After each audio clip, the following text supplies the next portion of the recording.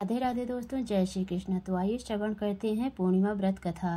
द्वापर युग में एक समय की बात है कि यशोदा जी ने कृष्ण से कहा, हे कृष्ण, तुम सारे संसार के उत्पन्नकर्ता, पोषक तथा उसके संहार करता हो। आज कोई ऐसा व्रत मुझसे कहो जिसके करने से मृत्युलोक में स्त्रियों को विधवा होने का भय न रहे तथा यह व्रत सभी मनुष्यों को मनोकामना पूर्ण करने वाला हो। श्री कृष्ण कहने लगे, हे माता, तुमने अति सुंदर प्रश्न किया है। मैं तुमसे ऐसे ही व्रत को सविस्तार पूर्वक कहता हूँ। सौभाग्य की प्राप्ति के लिए स्त्रियों को 32 पूर्णमासियों का व्रत करना चाहिए। इस व्रत के करने से स्त्रियों को सौभाग्य संपत्ति मिलती है। यह व्रत अचल सौभाग्य देने वाला एवं भगवान शिव के प्रति मनुष्य मात्र की भक्ति को बढ़ाने वाला है। यशोदा जी कहने लगी, हे कृष्ण, सर्वप्रथम इस व्रत को मृत्युलोक में किसने किया था, इसके विषय में विस्तार पूर्वक मुझसे कहो। श्री कृष्ण जी कहने लगे कि इस भूमंडल पर एक अत्यंत प्रसिद्ध राजा चंद्रहास से पालित अनेक प्रकार के रत्नों से परिपूर्ण कार्तिका नाम की एक नगरी थी। वहां पर धनेश्वर नाम का एक ब्राह्मण था और उसकी स्त्री अति सुशील रूपवती थी। दोनों ही उस नगरी में बड़े प्रेम के साथ रहते थे। घर में धन धान्य आदि की कमी नहीं थी। उनको एक बड़ा दुख था कि उनके कोई संतान नहीं थी। इस दुख से वह अत्यंत दुखी रहते थे। एक समय एक बड़ा तपस्वी योगी उस नगरी में आया। वहाँ योगी उस ब्राह्मण के घर को छोड़कर अन्य सब घरों से भिक्षा लेकर भोजन किया करता था। रूपवती से वह भिक्षा नहीं लिया करता था। उस योगी ने एक दिन रूपवती से भिक्षा न लेकर किसी अन्य घर से भिक्षा लेकर गंगा किनारे जाकर भिक्षाण को प्रेम पूर्वक खा रहा था कि धनेश्वर योगी का यह सब कार्य किसी प्रकार से देख लिया। अपनी भिक्षा के अनादर से दुखी होकर धनेश्वर योगी से बोला, महात्मन, आप सब घरों से भिक्षा लेते हैं परंतु मेरे घर की भिक्षा कभी नहीं लेते, इसका क्या कारण है? योगी ने कहा कि निसंतान के घर की भीख पतितों के अन्न के तुल्य होती है और जो पतितों का अन्न खाता है वह भी स्वयं पतित हो जाता है। चूंकि तुम निसंतान हो अतः पतित हो जाने के भय से मैं तुम्हारे घर की भिक्षा नहीं लेता हूँ। धनेश्वर यह बात सुनकर अपने मन में बहुत दुखी हुआ और हाथ जोड़ योगी के पैरों पर गिर पड़ा तथा अंतर्भाव से कहने लगा, हे महाराज, यदि ऐसा है तो आप मुझको पुत्र प्राप्ति का उपाय बताइए। आप सर्वज्ञ हैं, मुझ पर अवश्य ही यह कृपा कीजिए। धन की मेरे घर में कोई कमी नहीं है परंतु मैं पुत्र न होने के कारण अत्यंत दुखी हूँ। आप मेरे इस दुख का हरण करें, आप सामर्थ्यवान हैं। यह सुनकर योगी कहने लगे, हे ब्राह्मण, तुम चंडी की आराधना करो। घर आकर उसने अपनी स्त्री से सब वृत्तांत कहा और स्वयं तप के निमित्त वन में चला गया। वन में जाकर उसने चंडी की उपासना की और उपवास किया। चंडी ने 16वें दिन उसको स्वप्न में दर्शन दिया और कहा, हे धनेश्वर, जा, तेरे पुत्र होगा परंतु वह 16 वर्ष की आयु में ही मृत्यु को प्राप्त हो जाएगा। यदि तुम दोनों स्त्री पुरुष 32 पूर्णमासियों का व्रत विधि पूर्वक करोगे तो वह दीर्घायु होगा। जितनी तुम्हारी सामर्थ्य हो आटे के दिए बनाकर शिव की जी का पूजन करना, परंतु पूर्णमासी को 32 जो जलने चाहिए। प्रातः काल होने पर इस स्थान के समीप ही तुम्हें एक आम का वृक्ष दिखाई देगा। उस पर तुम चढ़कर एक फल तोड़ शीघ्र अपने घर चले जाना। अपनी स्त्री से सब वृत्तांत कहना। ऋतु स्नान के पश्चात वह स्वच्छ होकर श्री शंकर जी का ध्यान करके उस फल को खा लेगी। तब शंकर भगवान की कृपा से उसको गर्भ हो जाएगा। जब वह ब्राह्मण प्रातः काल उठा तो उसने उस स्थान के पास ही एक आम का वृक्ष देखा जिस पर एक अत्यंत सुंदर आम का फल लगा हुआ था। उस ब्राह्मण ने उस आम के वृक्ष पर चढ़कर उस फल को तोड़ने का प्रयत्न किया परंतु वृक्ष पर कई बार प्रयत्न करने पर भी वह न चढ़ पाया। तब तो उस ब्राह्मण को बहुत चिंता हुई और विघ्न विनाशक गणेश जी का ध्यान करने लगे।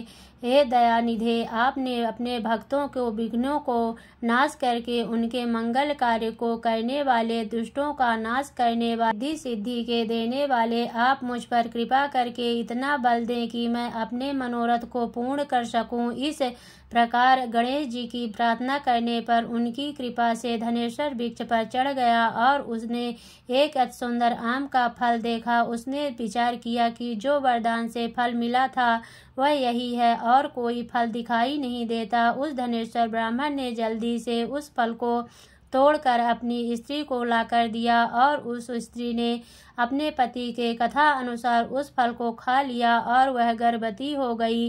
देवी जी की असीम कृपा से उसे एक अत्यंत सुंदर पुत्र उत्पन्न हुआ, जिसका नाम उन्होंने देवीदास रखा। माता पिता के हर्ष और शोक के साथ वह बालक शुक्ल पक्ष के चंद्रमा की भांति बढ़ने लगा। अपने पिता के घर में भवानी की कृपा से वह बालक बहुत ही सुंदर, सुशील और विद्या पढ़ने में बहुत ही निपुण हो गया। दुर्गा जी की आज्ञा अनुसार उसकी माता ने 32 पूर्णमासी का व्रत रखना प्रारंभ कर दिया था, जिससे उसका पुत्र बड़ी आयु वाला हो जाए। 16वां वर्ष लगते ही देवीदास के माता पिता को बड़ी चिंता हो गई कि कहीं उनके पुत्र की इस वर्ष मृत्यु न हो जाए। इसीलिए उन्होंने अपने मन में विचार किया कि यदि यह दुर्घटना उनके सामने हो गई तो वे कैसे सहन कर सकेंगे। अस्तु उन्होंने देवीदास के मामा को बुलाया और कहा कि हमारी इच्छा है कि देवीदास 1 वर्ष तक काशी में जाकर विद्या अध्ययन करने और उसको अकेला भी नहीं छोड़ना चाहिए, इसीलिए साथ में तुम चले जाओ और 1 वर्ष के पश्चात को वापस लौटा लाना। सब प्रबंध करके उसके माता पिता ने काशी जाने के लिए देवीदास को एक घोड़े पर बैठाकर उसके मामा को उसके साथ घर दिया, किंतु यह बात उसके मामा या किसी और से नहीं कही। धनेश्वर ने अपने पुत्र की मंगल कामना तथा दीर्घ आयु के लिए भगवती दुर्गा की आराधना और पूर्णमासियों का व्रत करना आरंभ कर दिया। इस प्रकार बार 32 पूर्णमासी का व्रत पूरा किया। कुछ समय पश्चात एक दिन वह दोनों मामा और भांजा मार्ग के रात जाने के लिए किसी ग्राम में ठहरे हुए थे। उस दिन उस गांव में एक ब्राह्मण की अत्यंत सुंदरी, सुशील, विदुष और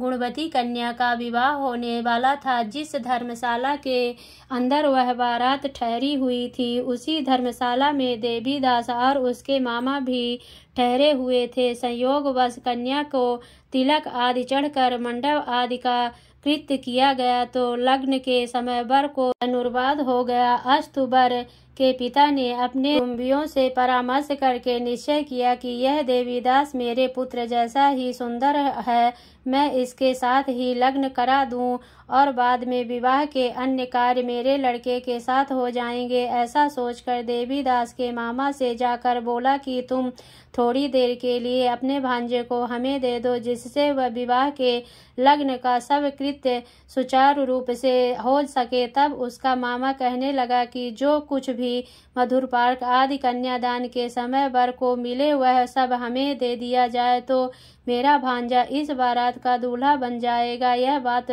वर के पिता ने स्वीकार कर ली। लाने पर उसने अपने मामा भांजा वर बनने को भेज दिया और उसके साथ सब विवाह कार्य रात्रि में विधि पूर्वक संपन्न हो गया। पत्नी के साथ वह भोजन न कर सका और अपने मन में सोचने लगा कि न जाने यह किसी स्त्री होगी। एक एकांत में इसी सोच में गर्म निश्वास छोड़ने लगा तथा उसकी आंखों में आंसू भी आ गए। तब उन्होंने पूछा कि क्या बात है, आप इतने उदास व दुखी क्यों हो रहे हैं। तब उसने सब बातें जो वर के पिता व उसके मामा के बीच हुई थी उसको सब बतला दी। तब कन्या कहने लगी कि यह ब्रह्म विवाह के विपरीत हो कैसे सकता है। देव, ब्राह्मण और अग्नि के सामने मैंने आपको ही अपना पति बनाया है, इसीलिए आप ही मेरे पति हैं। मैं आपकी ही पत्नी रहूंगी, किसी अन्य की कदापि नहीं। तब देवीदास ने कहा, ऐसा मत करिए,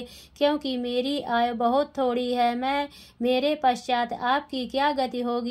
बातों को अच्छी तरह विचार लो। परंतु यह दृढ़ विचार वाली थी। बोली कि जो आपकी गति होगी वही मेरी गति होगी।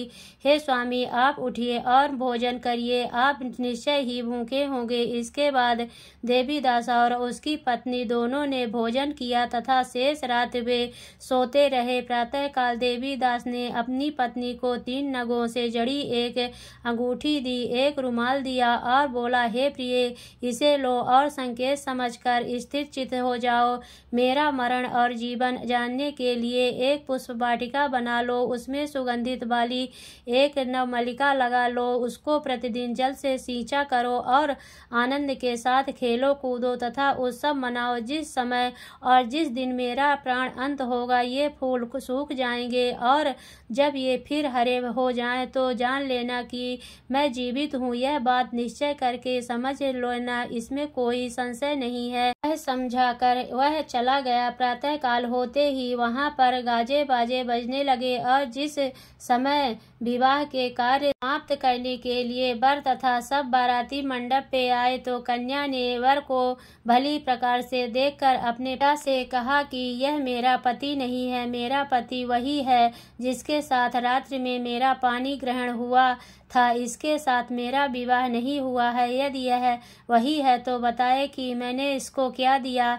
मधुपार्क और कन्यादान के समय जो मैंने भूषण आदि दिए थे उन्हें दिखाए तथा रात्रि में क्या गुप्त बातें कही वह सब सुनाए। पिता ने उसके कथा अनुसार वर को बुलवाया और कन्या की यह सब बातें सुनकर वह कहने लगा कि मैं कुछ नहीं जानता। इसके पश्चात लज्जित होकर वह अपना सा मुंह लेकर आ गया और सारी बारात भी अपमानित होकर वहां से लौट गई। भगवान श्री कृष्ण बोले, हे माता, इस प्रकार देवीदास काशी विद्या अध्ययन के लिए चला गया। जब कुछ समय बीत गया तो काल से प्रेरित होकर एक सर्परात्रि के समय उसको डसने के लिए वहां पर आया।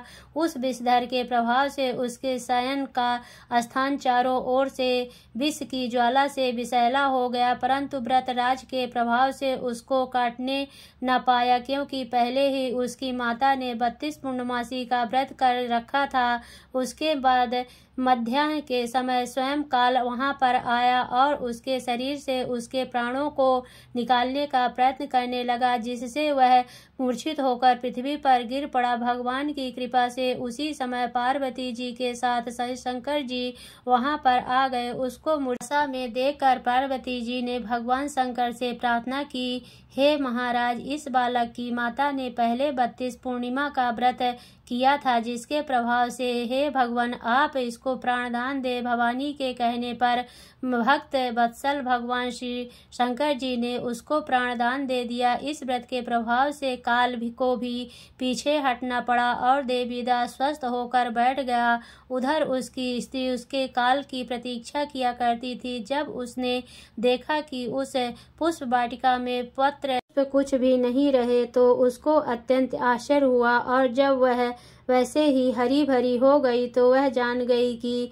वह जीवित हो गए हैं। यह देखकर वह बहुत प्रसन्न मन से अपने पिता से कहने लगी कि पिताजी, मेरे पति जीवित हैं, आप उनको ढूंढिए। जब 16वां वर्ष व्यतीत हो गया तो देवीदास भी अपने मामा के साथ काशी से चल दिया। इधर उसके ससुर उसको ढूंढने के लिए अपने घर से जाने वाले ही थे कि वह दोनों मामा भांजे वहां पर आ गए। उसको आया देखकर उसका ससुर बहुत बड़ी प्रसन्नता से अपने घर ले आया। उस समय नगर के निवासी भी वहां इकट्ठे हो गए और सबने निश्चय किया कि अवश्य ही इसी बालक के साथ इस कन्या का विवाह हुआ था। उस बालक को जब कन्या ने देखा तो पहचान लिया और कहा कि यह तो वही है जो संकेत करके गए थे। तत्पश्चात सभी कहने लगे कि भला हुआ जो यह आ गया। सब नगरवासियों ने आनंद मनाया। कुछ दिन बाद देवीदास अपने पत्नी और मामा के साथ अपने ससुर के घर से बहुत सा उपहार लेकर अपने घर के लिए प्रस्थान किया। जब वह अपने गांव के निकट आ गया तो कई लोगों ने उसको देखकर उसके माता पिता को पहले ही जाकर खबर दे दी कि तुम्हारा पुत्र देवीदास अपनी पत्नी और मामा के सहित आ रहा है। ऐसा समाचार सुनकर पहले तो उन्हें विश्वास ही नहीं हुआ, किंतु जब और लोगों ने भी आकर उनकी बात का समर्थन किया तो उनको बड़ा आश्चर्य हुआ। लेकिन थोड़ी देर में देवीदास ने आकर अपने माता पिता के चरणों में अपना सिर रखकर प्रणाम किया और उनकी पत्नी ने अपने सास ससुर के चरणों को स्पर्श किया तो माता पिता ने अपने पुत्र और पुत्रवधू को अपने हृदय से लगा लिया और दोनों को आंखों में प्रेम अश्रु बहने लगे। और पुत्रवधू के आने की खुशी में धनेश्वर ने बड़ा भारी उत्सव किया और ब्राह्मणों को भी बहुत सा दान दक्षिणा देकर प्रसन्न किया। श्री कृष्ण जी कहने लगे कि इस प्रकार धनेश्वर 32 पूर्णमासियों के व्रत के प्रभाव से पुत्रवान हो गया। जो भी स्त्री इस व्रत को करती है वे जन्मांतर में वैधव का दुख नहीं भोगती और सदैव सौभाग्यवती रहती है। यह मेरा वचन है, इसमें कोई संदेह नहीं मानना। यह व्रत पुत्र पौत्र को देने वाला तथा संपूर्ण कामनाओं को पूर्ण करने वाला है। 32 पूर्णमासियों के व्रत करने से प्रति की सब इच्छाएं भगवान शिव जी की कृपा से पूर्ण हो जाती है। सभी प्रेम से बोले शिव शंकर की जय, बोली भोलेनाथ की जय।